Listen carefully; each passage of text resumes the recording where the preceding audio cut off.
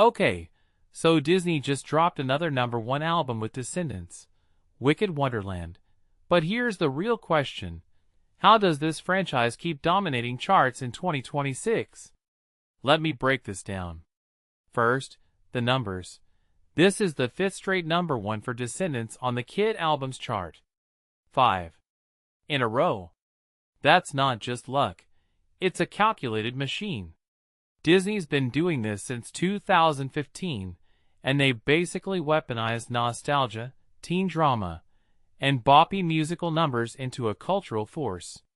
But what's the secret sauce? Well, think about this.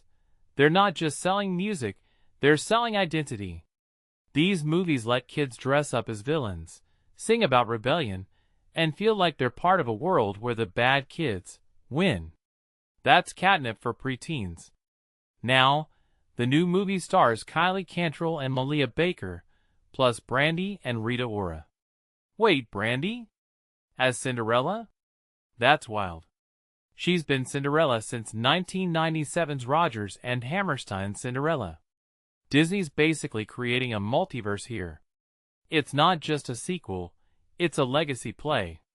They're telling younger audiences, this is the same fairy tale you know, but with a darker, catchier twist. And Rita Ora as the Queen of Hearts? Perfect casting.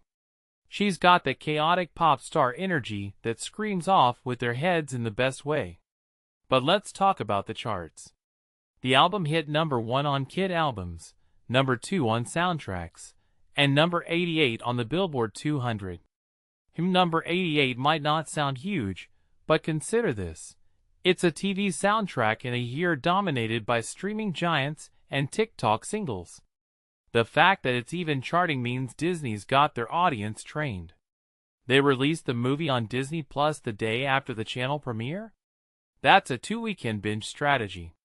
Families watch, kids obsess over the songs, parents cave and stream the album on Spotify, and boom, chart numbers spike. What's fascinating here is how Disney's turned a villain franchise into a generational touchstone. The first Descendants movie in 2015 had Dove Cameron and Sophia Carson, now megastars.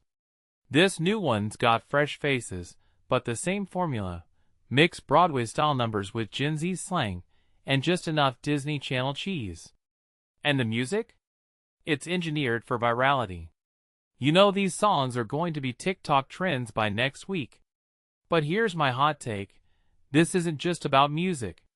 It's about Disney's mastery of the family dollar. Parents who grew up with 2000s Disney Channel bops are now buying merch and streaming for their kids.